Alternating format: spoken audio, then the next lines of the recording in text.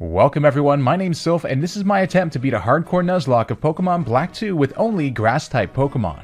If you want to know the rules that we play by, you can check the description for a detailed list, but put simply, only the first grass Pokemon encountered in a given route or area can be caught, no duplicates and no legendaries. If a Pokemon faints at any time, it is permanently boxed. No items except held items can be used in battle. Party Pokemon levels are limited to the next gym leader or Elite Four's ace, and finally, the battle mode must be put on set at all times. Before we look at what this game has to offer for grass types, I just wanted to note that less than half of people who watch these challenges are subscribed to the channel, so if you've been enjoying them, it would be amazing if you could take 2 seconds to click that button, as it does help a lot. Thanks guys, let's get into it. So in Black 2, on the face of it, in terms of grass types, there's a lot to work with all these final stage Pokemon being available. However, we have to cut this down quite a bit. First, a couple of these Pokemon are found on the same route as each other, meaning we might lose a couple of these possibilities depending on what first encounters we get. Next, Lilligant is exclusive to White 2 aside from one in-game trade. Leafeon, Tropius, and Carnivine can only be obtained in the post-game unfortunately, and Virizion is of course a legendary and can't be used. This means we have a total of 11, maybe 12 possible encounters depending on how you look at it. The grass type is not known to be the greatest in Pokemon, having a ton of weaknesses such as poison, fire, ice, flying, and bug, and having really low base stats as the 4th worst type overall after bug, normal, and electric, but at least they're usually a bit well-rounded. 3 of the gym leaders also have super effective types against us, and Black 2 is a tough game, so let's say a prayer.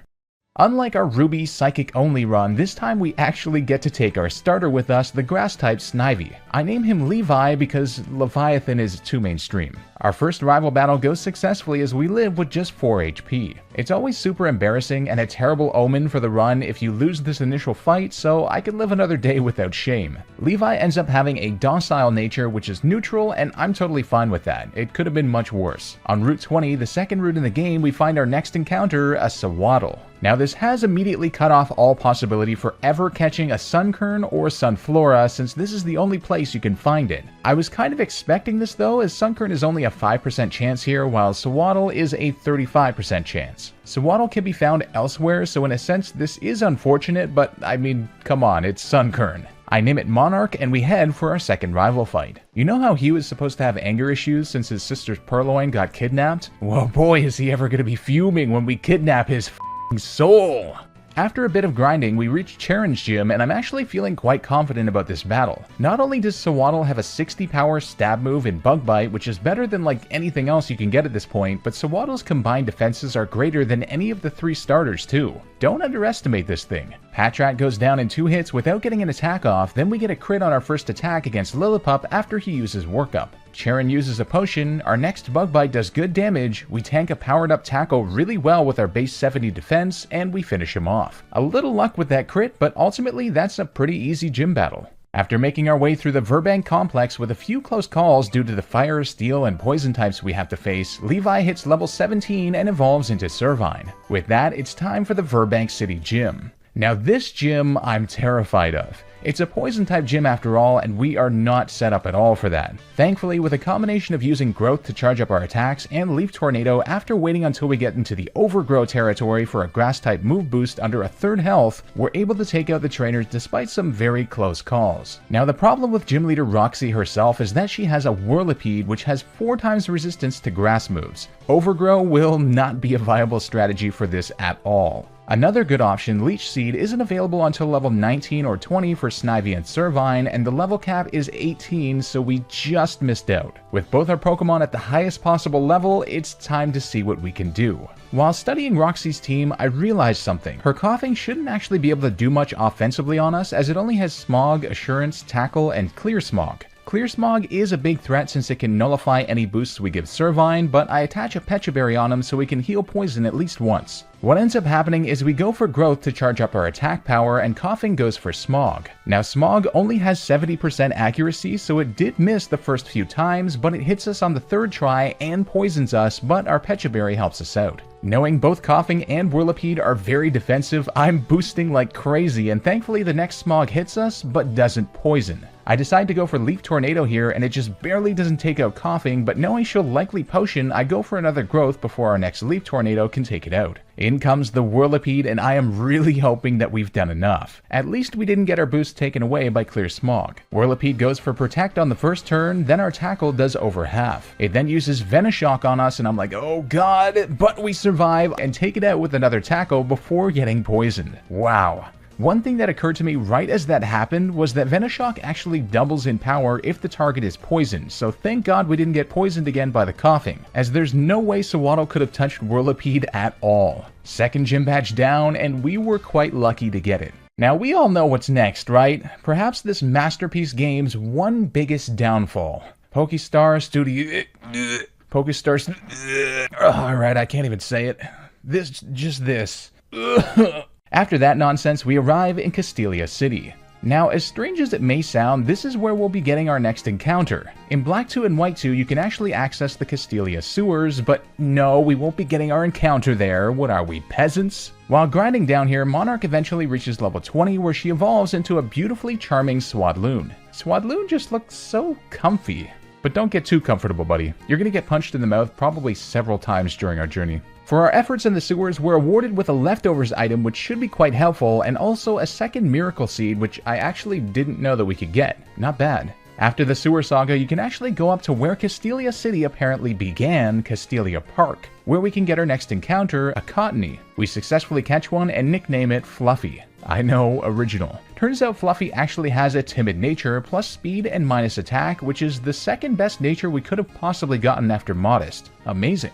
Knowing that we have a Bug-type gym ahead of us, I tried to go on ahead to our next encounter in the desert, but we can't quite get where we need to go yet. Regardless, I decide to run into a bunch of wild Pokemon so we can meet the requirements of 40 Pokemon seen to get the Eviolite, which should be quite helpful, at least in early game. I get it and attach it to Cottony, who is likely our weakest Pokemon at the moment. The Castelia gym poses a big threat to us, and Servine and Cottony actually struggle a lot here, but Swadloon is performing some miracles here against the bug types, even though it's technically weak to bug itself. While beating the gym trainers, Swadloon actually starts to evolve out of nowhere, and this took me by surprise. I didn't think his friendship would be high enough, but apparently she likes us. I have no idea why. Leavanny is going to be crucial for the gym leader Burgh, so I actually was really thrilled about this. With all our Pokemon right at the level cap at level 24, I decide to go for it. I lead with our best shot, Leavanny. Burgh leads with Swadloon, who, as we mentioned, is also weak to bug due to its part grass typing. This makes him an easy KO with a few bug bites after a missed string shot and a hyper potion. Dwebble comes out next, so I switch into Fluffy, who has great defense with the Eviolite, and I know we'll need Leavanny for later, so I don't want it to get hit by a rock move. Fluffy gets hit and also gets a special defense drop, but I successfully get off the Leech Seed, so it's a gradual stall with recovery from Mega Drain compounding too.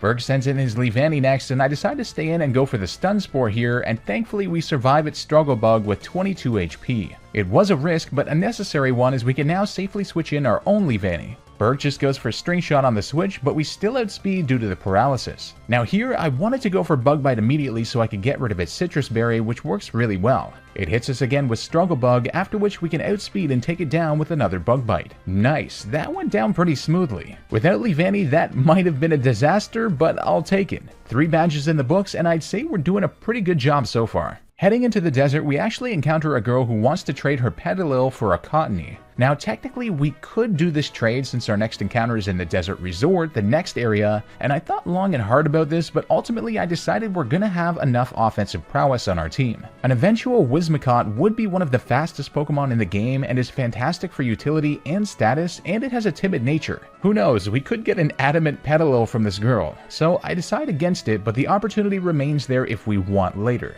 Regardless, I accidentally ran into a trainer who has a Growlithe almost immediately after. With Servine in the red and Leavanny 4 times weak to fire, Eviolite Cottony was my only option, and our Stun Spore misses, leading the Growlithe to KO Cottony with Fire Fang. Dear lord, our first death. I am making sure to thoroughly study each new area's trainers from now on. That was a big mistake. Not even 5 minutes later, Leavanny gets hit by a 4 times super effective critical hit Air Cutter from full health and lives on just 9 HP. My god, we need our new encounter and quickly. Thankfully, we make it to the desert resort and finally find our next encounter, a Maractus, which we catch and nickname Prickles. Not the best Pokemon, kind of forgettable, but hey, at least it's fully evolved and it has a wicked base 106 special attack with a neutral nature too. After making it to Nimbasa City, we're given a Sunstone by one of the residents. Are you kidding me? I would definitely use that if I had a Cottony still. To prepare as best as we can for the Nimbasa gym, I go forward to the Lostlorn forest where we can pick up our next encounter, a Pansage. Problem is, Pansage is only a 10% encounter within those rare shaking grass spots. During the hunt, we run into none other than a Whimsicott as well. Of course. Why must this game keep taunting me? After like an hour of this, we find Pansage and successfully catch it, which we nickname B12. Like the vitamin that broccoli gives you. It has a mild nature, plus special attack and minus defense, which is not great at all since it's a physical attacker. We also find a leaf stone on the ground though, which is amazingly convenient. Since Pansage has Seed Bomb, there's no reason not to evolve it now, so we use the leaf stone for Simisage. The elemental monkeys are definitely not my favorite Pokemon, but I gotta give Simisage credit. It's very fast and powerful with alright defenses too. To grind Simisage up, I decide to hit up this patch on Route 4. Literally every single encounter you can find here either gives attack or speed EVs, so it's the perfect place, and it also has a rest house right nearby. To provide him with a little bit more neutral coverage, I decide to give Return to Simisage, which will eventually have 102 power when it's at max friendship. To help that process along, I go to the Massage Girl in Castelia and also give Simisage the Soothe Bell for a little while. With Simisage now up with the rest of our team, it's time for the Nimbasa gym. An electric-type gym doesn't seem like that much of a threat on the face of things, as we do neutral damage against electric types, yet we resist their stab moves. With that said, we do have a few really close calls due to paralysis, but we make it to Elesa unharmed.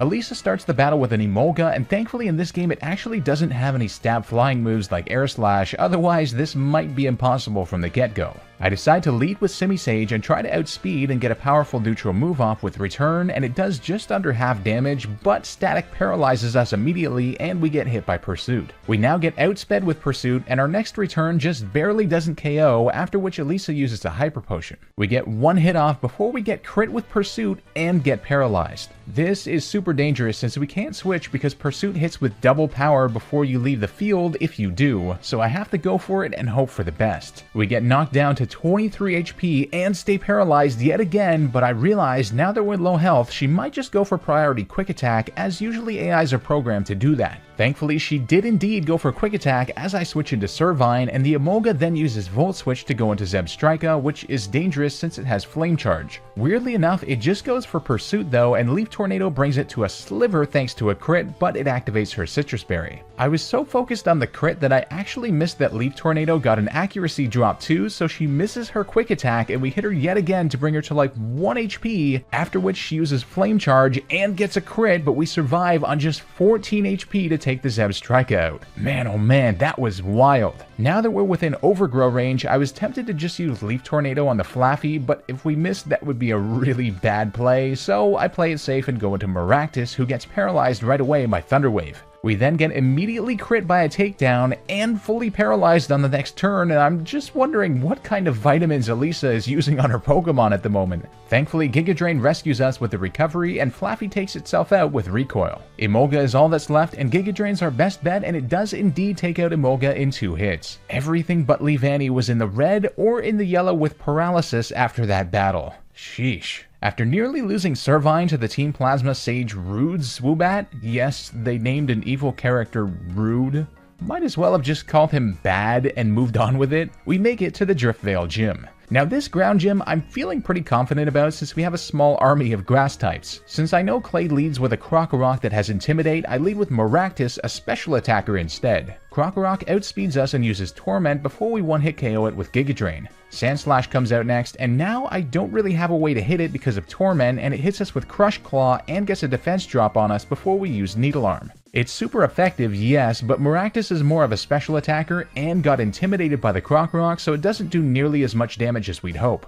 After that defense drop, Sandslash does huge damage on us and causes yet another defense drop, but now we can use Giga Drain to take it out. Problem is, now the big boy Excadrill comes out with our defense super low. We need to switch. I go into Levi, who has the best defense on our team, and incredibly we avoid the Rock Slide. I decide to go for Leech Seed, knowing that this might be a bit of a struggle, and his next Rock Slide actually flinches us. We got what we deserved. Uh-oh. But then, on the next turn, Excadrill also gets a critical hit on us with Slash to bring us super low, but we get the Leech Seed off. This is dangerous. I'm forced to switch back into Maractus, who gets hit hard by Rock Slide and then gets a bit of recovery from Leech Seed. That Rock Slide did more than I thought, so I have to switch into Simisage, who also gets hit hard by Metal Claw, but should survive another one after recovery. Seed Bomb does good damage, Excadrill's Citrus Berry activates, and it hits us with Bulldoze to drop our speed too, and then we get outsped and hit with Metal Claw to bring us to just 13 HP before we can take it out. Damn, for a gym we were super effective against, that was utterly terrifying. With the 5th badge in hand, we can now access Route 6 where we can get a new encounter, either Deerling or Fungus. We end up getting a Deerling as our first encounter, which we catch and name Buck. Buck is going to be helpful since he has the normal typing, which means we can now finally have a second non-grass type on our team after Leavanny's bug typing. That should pair really well with Return once he's friendly with us. Deerling ends up having a timid nature though, which is absolutely terrible for it since it's a physical attacker and that literally takes away its attack. Oof. He does already have Jump Kick though, which adds some nice fighting coverage for Ice and Steel types that otherwise threaten us quite badly, as well as Dark too. After a ton of Route 4 grinding with the Macho Brace on Deerling, we eventually reach Chargestone Cave where we can get a 6th encounter, and one that I think will be crucial for this run. Pharaoh Seed. We've sort of been lacking a defensive presence so far, and Pharaoh Seed I think will help with that quite nicely, aside from fire types of course. We successfully catch it and name it Death Metal, and it turns out it also has a timid nature. Mother of absolute why? Just why, man? After becoming a celebrity at the Pokemon World Tournament and taking on like a million Team Plasma Grunts aboard their boat? Team Aqua is absolutely quaking right now. We make our way through Chargestone Cave, which is much longer and crazier than I remembered. Watch what happens when we take out this Stoutland in this rotation battle. This Pharaoh Seed loses its absolute mind. Not only is he spinning at the speed of light, but the entire battlefield is spinning in the opposite direction. I don't know how much I learned in my Earth and Space class, but according to my orbital calculations, this is the Usain Bolt of Pharaoh Seeds. Hey, maybe he also has a timid nature. Following that battle, Deerling ends up evolving into a Sawsbuck, probably because that invincible Pharaoh Seed gave us infinite XP. After getting out of that hellhole cave, we arrive in Mistralton City and immediately head north to Route 7 where we can get our next encounter. Funnily enough, I accidentally encountered this one because I thought it was an item. This actually gives us a higher level Fungus than in the grass, so I'm quite happy about it. We catch it and nickname it Trippy. Now that I think about it, just 2 days after this run ended, I ended up listening to a 2.5-hour podcast on mushrooms. Did this thing subconsciously influence my decision to click on it somehow? That's trippy. In the Celestial Tower, Servine ends up evolving into a Beastly Serperior, which I'm really happy about since it gives us a bit more of a defensive presence. Once we're at a sufficient level, we decide to enter the Mistralton Gym where... What the hell, man? As it turns out, Pharaoh Seed is a great help against flying types, specifically Swoobats with Gyro Ball. As if the wind in this gym hasn't hurt us enough already, I got badly damaged in the previous battle and then accidentally got blown into another trainer who you can't walk away from when you bump into, and I had to send in Pharaoh Seed with just 5 HP against a level 37 Unpheasant. Serperior was badly damaged too, so I decided to send in Simisage, who at least had a chance to outspeed the next turn, and bam, we get crit with a super effective Stab Air Slash to take Simisage out. That was so incredibly unfortunate in so many ways. Second death is on the board. I decide to grind up our Pokemon to level 39 and Fungus ends up evolving into a Moongus, which could definitely help us defensively. And when it evolved, I actually noticed for the first time that it has a modest nature. Damn, that's like ideal. Now, one major problem we have is that the level cap for this gym is 39, yet Pharaoh Seed evolves at level 40, the very next level.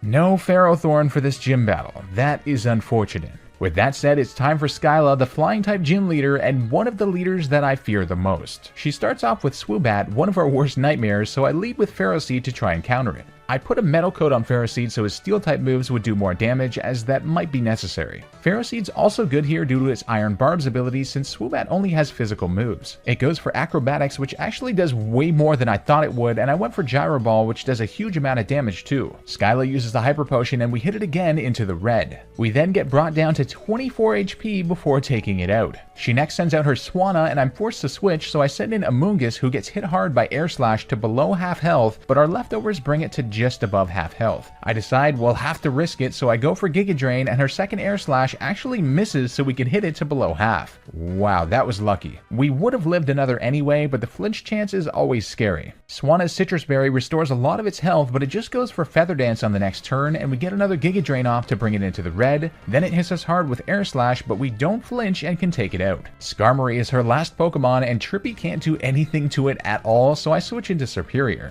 Steel Wing does little to us, and I make sure to get off the Leech Seed right away. Skarmory uses Agility, which makes it faster than us now, and it hits us with Air Cutter, but Serperior survives it surprisingly well with its high defense. We do get crit on the next turn though, which brings us to 35 HP, 47 with Leech Seed. Its next Air Cutter brings us down too low though, and I'm forced to switch even though we brought it into the red with Leaf Blade. I switch in Sawsbuck, who tanks 2 Air Cutters to below half before taking it out with Jump Kick. Phew, I can't believe we managed that. We did have 1 death in Skyla's gym overall, but hey, can't really complain given the type disadvantage. Along the way to Reversal Mountain, Death Metal gets his well-deserved evolution into Ferrothorn, which I'm thinking should be a massive help for our team. After researching the Reversal Mountain trainers, I realized that there's a huge difficulty and level spike here, so I decide to train up against Audino on the outskirts, which is a great spot since you can leave and reset the area by going into Lentimus Town and back. One of the double battles, which is optional in White 2, but not in this game, of course, involves a Raging Darmanitan, but it goes for Flare Blitz on Bianca's Musharna instead. Thank God. Then her Mienfoo gets a crit priority fake out flinch to ensure that we can take it out on the next turn. Wow, that thing could have very well swept through our entire team, but Bianca actually saved us. I'm impressed. Unfortunately, the luck does not last long as our modest Amoonguss gets taken out by Gligar's acrobatics during an unexpected triple battle in which they all targeted him for some reason. That's a tough loss given the perfect nature and the secondary poison typing too. On Route 13, we find our second last possible encounter, a Tangela, which we catch and nickname Spaghetti. Spaghetti has a relaxed nature, which is plus defense and minus speed, which is pretty fantastic. Using Audinose combined with the Lucky Egg, we level up Tangela to level 40 where it learns Ancient Power and evolves into a giant Tangrowth. I've always loved this thing, so I'm hoping it does well for us. Shortly after, on Route 12, we find our final possible encounter, a Roselia, which we catch and nickname Ivy. Ivy ends up having a brave nature, which is plus attack and minus speed. Literally the very worst it could have gotten.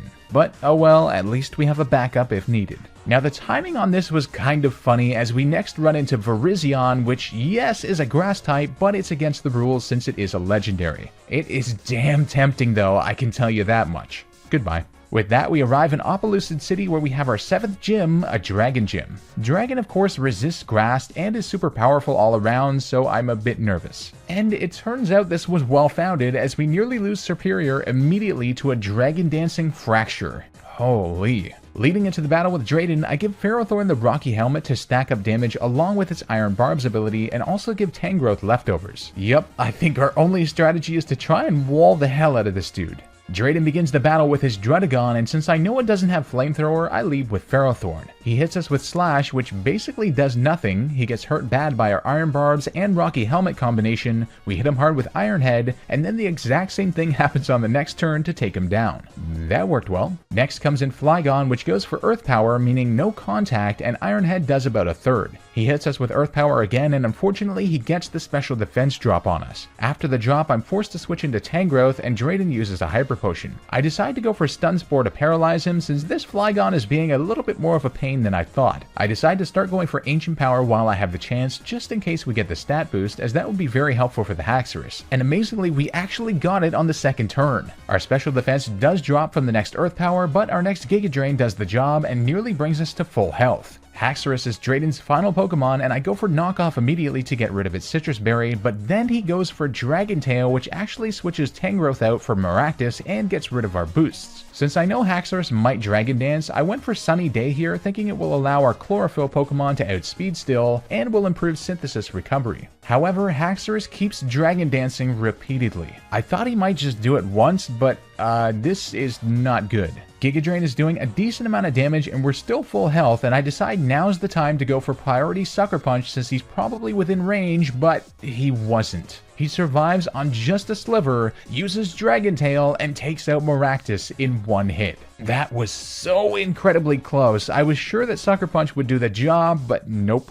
At this point, I am terrified since this Haxorus has had like 4 Dragon Dance boosts and we have no more priority moves. But I send in our best defensive Pokemon at the moment, Superior, and hope for the best. He uses Slash and doesn't get a crit, so we can finish him off. That could have been really bad. Maractus served us well, but will have to be replaced with Roselia. What we have on our party now is all that we have left for the entire run. With Team Plasma taking over Opelucid, we have to face another of the sages, Zinzolin, I guess it's pronounced? But thankfully Sawsbuck with Jump Kick handles him pretty easily since he just has Ice and Dark types, along with the Shadow Triad dude who just has Dark and Steel types. I had also attached a wide lens to Sawsbuck so his accuracy would be improved since Jump Kick has serious recoil if it misses. Without Jump Kick, honestly I'm not sure we would have beaten either of those two. With that, it's time to head to Humalau City for our 8th and final gym. Now this gym is a water type gym, so I was thinking for once we'd get a break. This was a great opportunity to level up Roselia, but we did have one very close call with the Flying and Water Mantine, which brought us down to 5 HP with Air Slash. Realizing we're not quite as set as I thought, I decided to go pick up the Shiny Stone on Route 6 and evolve Roselia into Roserade. That should provide us with some more bulk and power for sure. Gym leader Marlon himself starts off with a Caracosta, and I lead with Superior. Caracosta's 4 times weakness to grass makes this an easy KO even despite Sturdy and a Hyper Potion, as he's just not fast enough to make use of Shell Smash properly. Next, Marlon sends out a Wailord, it gets taken below half with Giga Drain, and then it uses Amnesia. I didn't want to bring it to Hyper Potion range, so I used Return instead, but even that didn't kill. Then it just goes for Bounce, but it doesn't do all that much and can be taken out with one more hit. Jellicent comes out next, and Giga Drain brings him to the red immediately with a critical hit, and its Citrus Berry activates. It then goes for Ominous Wind and gets a boost to every single one of its stats. Oh my god. It then survives another Giga Drain in the red and goes for Recover. Uh-oh. Realizing our situation, I make sure to get up Leech Seed and quickly, after which it recovers to basically full health. As you can imagine, this was a crazy process, but I basically decide to use Growth to power up Giga Drain, but then Cursed Body activates and I can't use Giga Drain anymore, and I have nothing else to hit him with since he's part Ghost. I'm forced to switch into Ferrothorn, who's able to get the job done with a Power Whip because thankfully we didn't get burned from Scald. How was that so insane as a water-type gym against a mono grass team? With that, we've won our 8th and final badge. Amazing stuff. Depressed from his loss, Marlon decides to jump. No, Marlon, don't do... He's just swimming away. Okay. After taking out Infinite Team Plasma members, we have a battle with Colress. His Steel types proved to be quite a difficult challenge, but we managed to defeat him with no deaths, although there was a super close call crit on our paralyzed Sawsbuck and another paralyzed crit on Superior 2, bringing us to 3 HP. Tangrowth definitely walled and clutched this one out for us. Following this was a battle I was even more worried about, Getsus. He starts with Cofagrigus and I lead with Ferrothorn. Ferrothorn has Payback now, which is Dark type, and does 100 damage if we get hit first, so this does a great job of handling Cofagrigus since it keeps hitting us with Shadow Ball. Electros comes out next, and I knew this thing had Flamethrower, so I send in Superior, who tanks it just above half. He then uses Acrobatics, which brings us to just 26 HP. I take a big risk here and switch back into Ferrothorn, and he does indeed use Acrobatics again, which hurts him from Iron Barbs and the Rocky Helmet. Knowing I have to tank another Flamethrower somehow, I send in Sawsbuck and cross my fingers, and it survives with under half, outspeeds, and takes out Electros with Horn Leech for the recovery. Seismitoad comes out and is an easy KO with Horn Leech and brings us back to full. Drapion is a big threat for us, and I switch in Ferrothorn for the recoil damage again. He goes for Earthquake, which brings us low. Ironhead does a good amount of damage, then we survive another Earthquake with just 8 HP and take him out. That was close. Toxicroak comes out next, which is hands down one of the biggest threats for our entire team. I'm forced to go into our best wall, Tangrowth, and he goes for Brick Break, which doesn't do much. However, he goes for Poison Jab next, which rocks us hard and poisons Tangrowth. I do get the Stun Spore off to paralyze him though. Here, I had nothing I could do knowing a Poison Jab was coming, so I send in Sawsbuck and hope it gets paralyzed or something, but he doesn't and hits us hard. I have to hope for paralysis on the next turn, so I go for Return, which does great damage, but he doesn't get paralyzed yet again and takes out Sawsbuck. That is not good. I was really banking on Sawsbuck for the Pokemon League. Leavanny is able to next come in, and I go for Swords Dance. We get hit hard by Poison Jab to 31 HP, then I finally take out that damn Toxicroak. Now this is the reason I saved Leavanny and the reason I Swords Danced, the Hydreigon, which is weak to Stab X Scissor and gets taken out. That was absolutely insane, and we lost a crucial team member. Not good, but at least we're still alive. Victory Road is a crazy journey, and at the end lies one of our biggest challenges yet, our rival Hugh. I prepared thoroughly for this battle, and I just couldn't think of a proper strategy since his Emboar now has Flamethrower, but I decided to teach Leaf Blade to Superior at the very least using the move tutor since his attack is better than his special attack now, and I replaced Growth with Coil so we can get both the attack raise and the defense raise. I also level everything up to the level cap and get the rest of our EVs on whatever we can since this is the final level cap besides the champion, and I also attach the experience share on Levani so that Superior doesn't overlevel. Perhaps you can see where I'm going with this. I hope to God it works. Since Hugh leads with Unpheasant with U-turn, I didn't want to lead Ferrothorn since then he could just U-turn into Emboar immediately and then our run is basically over. So I decided I had to lead with Superior, who we can at least charge up with Coil and hope for the best since it's unlikely Unpheasant would U-turn on something that it has flying super effectiveness against. I use Coil and Unpheasant goes for Aerial Ace right away, doing about a third after our defense raise. I go for Coil again and we get hit to below half, but our Citrus Berry activates to help us out. Another Coil is pulled off and the Unpheasant goes for Swagger all of a sudden, which is not good. We then hit ourselves in confusion and get hit by Aerial Ace to 61 HP. Thankfully, we snap out of confusion though and get another Coil off, and Aerial Ace brings us down to just 31 HP. Now is the time. I have to go for it. Return then proceeds to one-hit KO Bouffalant and Emboar as well, and Leaf Blade finishes off the Simipour. Wow, that Swagger might have actually helped us in a sense with the attack buff, and thankfully the confusion didn't last too long. That could have been really scary, but it's Elite Four time with 5 Pokemon left. I don't know how I'm feeling about this, to be honest. This Elite Four is tough. I decide to take on Shauntal first since I think she might be one of the harder battles for us, and I mean, hey, if we're gonna lose, I don't want to have battled a few others before we do. Might as well get it over with quickly, you know? She leads with Cofagrigus, and although Ferrothorn is usually good against them, this one has Will-O-Wisp and I can't risk the burn, so I go with a different strat. I lead with Tangrowth and immediately hit it with the Sleep Powder. Now I'm keeping her Chandelure in the back of my head at all times. I know I need to keep this thing on the field until I'm ready to handle that. I go for Ancient Power hoping for the stat boost, but we don't get it, and Cofagrigus wakes up immediately to hit us with the burn. Giga Drain then does huge damage on it, and it hits us with a Shadow Ball. I go for Sleep Powder again now that it's near KO range, because again, if Chandelure switches in right now, it's GG anyway. But she uses a full restore, and Sleep Powder misses. We eventually get a special defense drop, and the burn brings us to 34 HP, at which point I need to hit a Sleep Powder, and we do.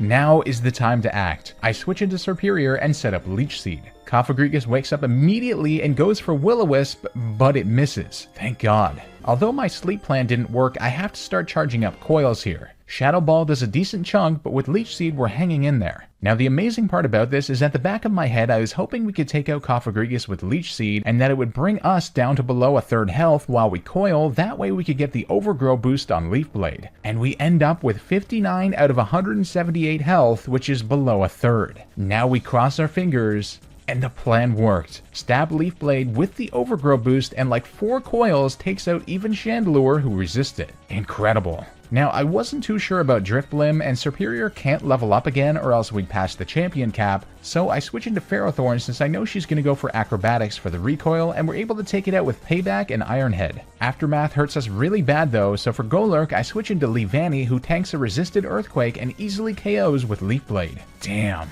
I cannot believe we did that.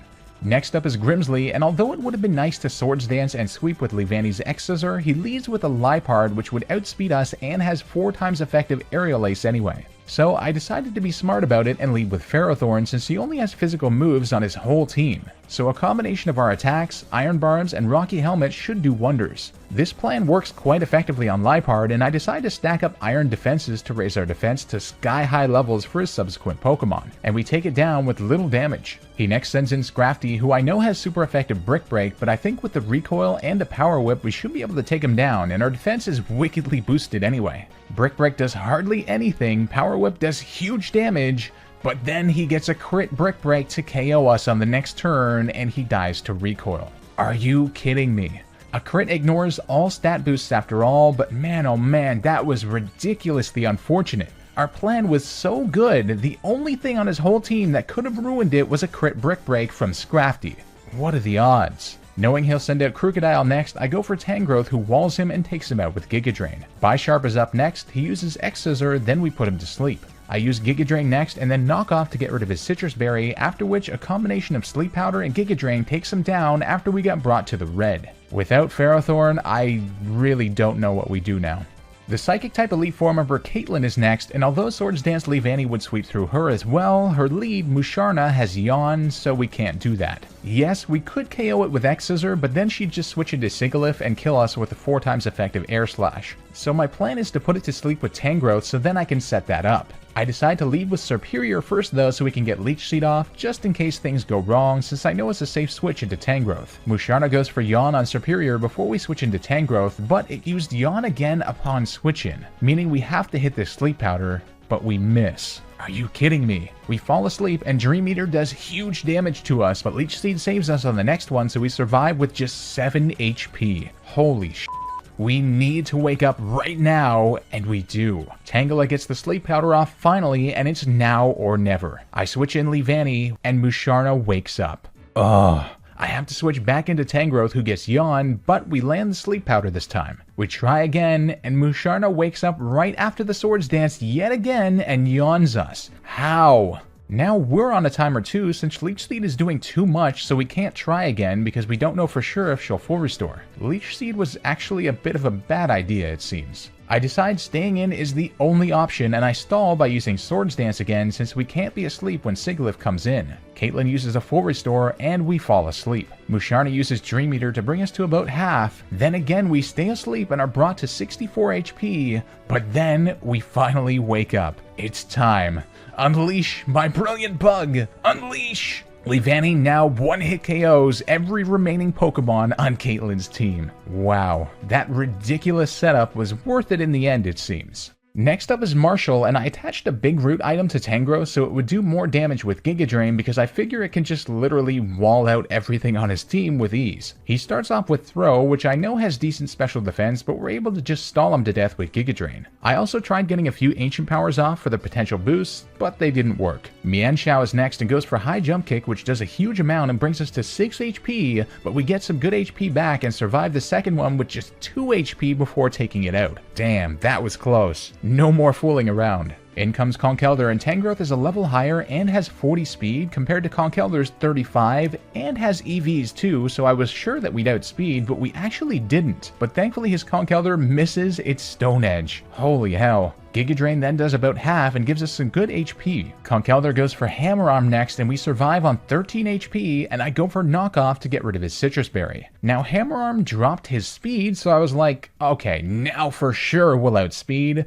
But somehow we still don't, and he takes us out with Stone Edge. I was so perplexed about this for so long, but it wasn't until writing the script and reviewing the footage that I realized Throw actually hit us with a Rock Tomb, which lowered our speed. I actually didn't see it among the repeated Storm Throws he kept using. Oh man. I send in Roserade, who's able to take down both Conkeldurr and Sock with Giga Drain in Tangrowth's place. Losing Tangrowth just before the champion, yeah, this is not gonna go well. But at least we did beat the Elite Four, technically. With 3 Pokemon remaining, and perhaps the most hopeless I've been since I tried to beat Platinum with only a Kricketot, I still wanted to give you guys my best effort, so I studied Iris's team and my possible strategies for at least half an hour. I realized we had to take out the Hydreigon and Druddigon as soon as possible since they resist our grass moves and both have Flamethrower. It would have been nice to Swords Dance with Leavanny somewhere, but we really couldn't because of those two, and it didn't matter because of Archeops outspeeding anyway. So I figured why not lead with Leavanny with the Expert Belt to take out Hydreigon, which does work and KOs it.